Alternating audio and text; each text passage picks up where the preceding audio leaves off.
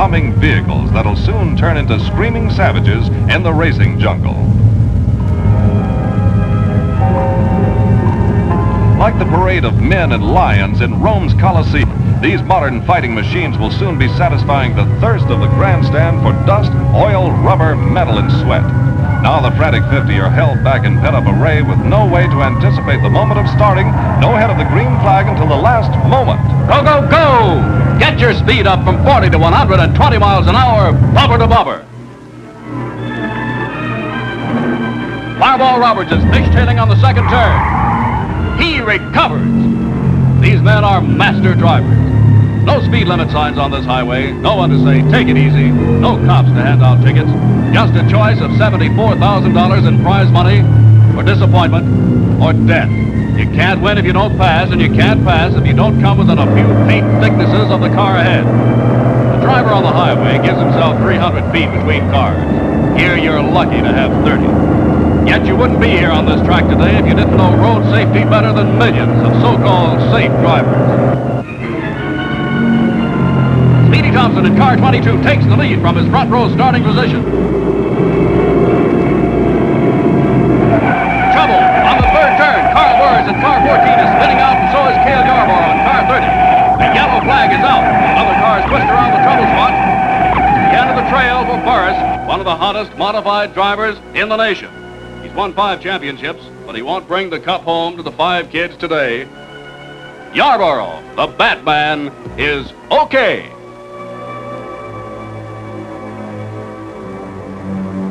More trouble on that third turn. Rex White and car 4 spinning out. Lee Petty and Jim Reed just avoid him and save themselves for the rest of the race.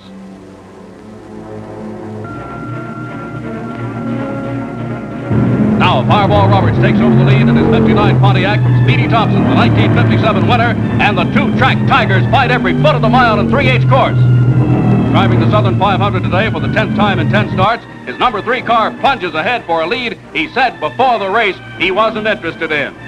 He won last year's event with a record speed of 102.48 miles per hour.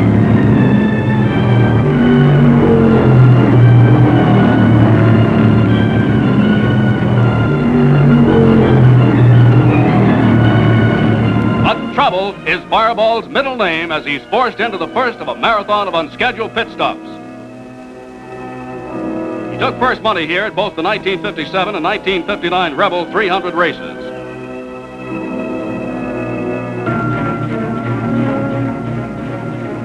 Charlotte Speedy Thompson, another favorite of sports riders to win, regains the front spot. What's this? Joe Eubanks in the number 61 car carrying the Hollywood camera billows smoke on the straightaway and is out of the race for good. Surprise! Coming up from the second position he's held since the 14th lap is Banjo Matthews in car 93 to take over command of the Southern 500 here in the 27th lap. This is the Banjo Strummer's 4th try for this title. Fireball's back in the race, grabs that lead quickly for Matthews. Hold it, hold it! Number 10's got trouble. That's Elmo Langley. He's thrown a rod and he's on his way out of the race. There's 93, Banjo passing Roberts to regain that lost lead. Jim Reed in car 7 bumps Bob Wellman in car 49 in the second turn, and they're glued together on the backstretch. Track temperature is now 114 degrees and going up. This is the fastest and finest track surface in 10 years.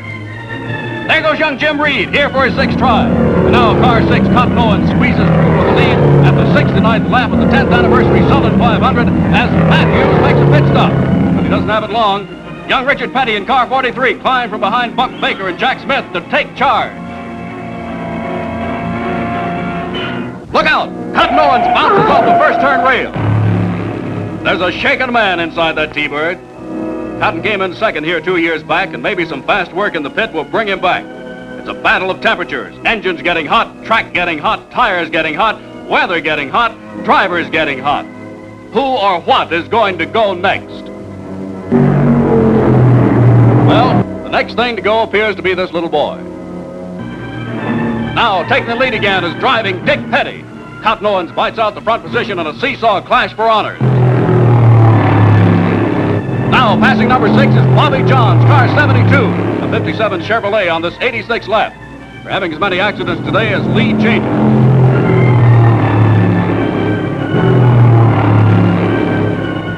Going out of control is Dick Petty in car 43, skidding sharply. Petty is two-time national champion Lee Petty's son, here for his initiation to the Darlington Battle Fire. The skid doesn't keep him from taking a brief lead until Banjo Matthews, car 93, grabs the ball and refuses to be denied. Jimmy Thompson and Bob Webber are driving mighty close. A piece of metal tears Thompson's tire, crashes him into Wellman on the outside, who slams into the second turn guardrail. The two careen 500 feet down the backstretch. Car 4, Rex White, spins out of control, but he appears safe and ready to go back in the race. Crowd breathes easier as the news comes out that both Wellman and Thompson are all right. In fact, Thompson is mad enough to go back in and win the race.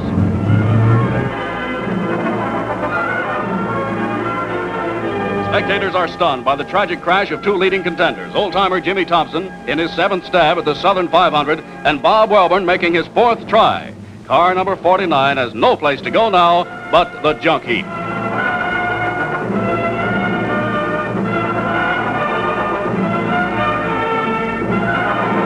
The track crew works around passing cars to sweep the debris.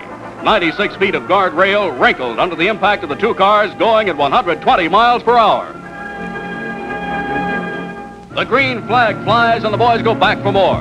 Track temperature is sizzled up to 128 degrees and going up. Tire temperatures range from 250 to 300 degrees Fahrenheit.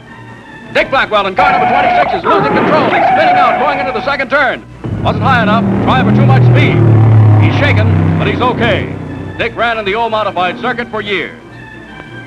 For 3 laps, Jim Reed in car 7 steals the lead, but Banjo snatches it right back. Right now, the 141st lap, Banjo Matthews in car 93 looks mighty good as a contender for the crown. Track temperature just past 130 degrees and the wear is beginning to show. Now, with Jim Reed, Dick Petty, and Joe Weatherly driving for rookie Bob Burdick, all pushing Matthews for first position, Bobby Johns forgets a pit stop and runs out of gas for a costly push to the pits. Banjo Matthews currently dragging, sparks are flying. The front of his car starts smoking, and it looks as Joe Matthews is out of the Southern 500 for good.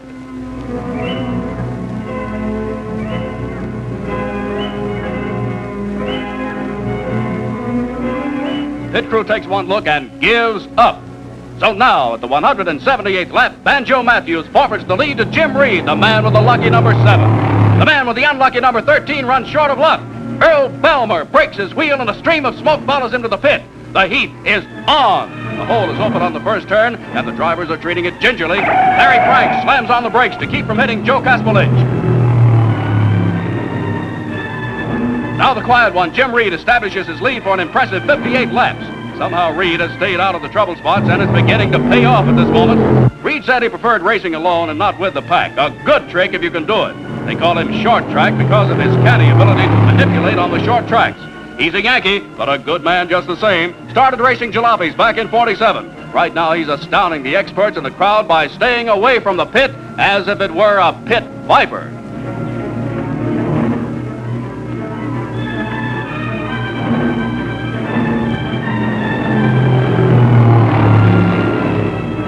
Dick Petty wants that lead bad, real bad. 2/3 of the way through this grinding 500 miles, top contenders look like Dick Petty, 43, Jim Reed, 7, Joe Weatherly, 73, and Bobby Johns, 72. But which will it be? Which of the 4 contenders will be eaten alive by pit stop acid? Can Bobby Johns go all the way? He had the lead once. Can Jim Reed last 364 laps? Chances are slim because he's had only 2 pit stops. Fireball Roberts has a half a dozen by mid-race. Can Dick Petty, first time up, follow his dad's counsel from the track apron and take his 59 Plymouth across the line first?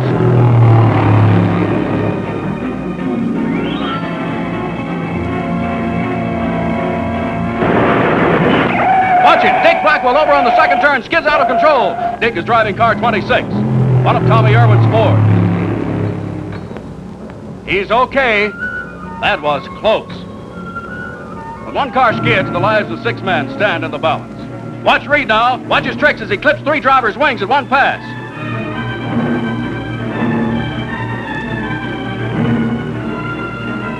Now Weatherly and Johns fight it out. First before the slip is Johns, who counts out on the 220th lap. And now there are 3. Weatherly plunges into the lead, but a long pit stop cuts into his clock average. The first man to drive that 5,000th mile would have won the battle of heat and pit stops. That's the whole story here today. Burning cars, burning engines, burning tires, burning drivers, burning track. Right now, track temperatures have soared to 132 degrees and still going up. Only 4 pitmen are allowed across that wall when a car stops. Their speed and now or never attitude get those cars back out on the track in impossibly short times. But today it's rough. It's not just gas and tires, but wheels, carburetors, cams, gaskets, rods, clutches, entire engines failing under the cruelty of the heat and speed. Some emerge quickly, others bog down for vital minutes. You've got to realize that 500 miles of brutal treatment like this is like 50,000 miles of wear on your car and mine. Some are lucky, some aren't. Number 13 stays unlucky, starts an uncontrollable smoke orgy, and pulls into the pits a third and final time, a ball of smoky defeat. Belmer isn't superstitious, but next year he may request another number. Now, on the 234th lap, the crowd and the press realize something big has happened. Average speed is over 110 miles per hour, surpassing the wildest dreams. Only 2 short caution flags so far kept that average way, way up, and a new track record is in the making. But the heat still bears down. Something's got to go. Weatherly, Reed, and Marvin Panch, relieving Dick Petty, are leading. Panch loses the wheel at the start of the second turn in a spectacular twist of fate that may kiss goodbye to the title.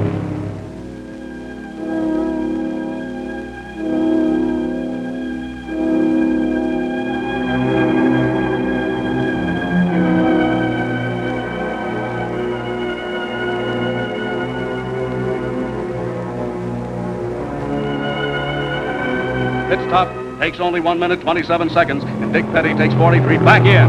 But quiet, unassuming Jim Reed has that lead, and he and his Impala are fresh as daisies. Suddenly, the crowd realizes that little Joe Weatherly can't catch him, that Dick Petty can't catch him if he doesn't have to visit the pit. Can he hold out a few more laps? Reed is pouring on the cold and praying nothing will happen. It could be that Jim Reed, the short track veteran, will come up a dark horse winner. What? A Yankee from Peekskill, New York, win the Southern 500, the oldest and largest stock car race in the world? Here he comes now, around that last lap.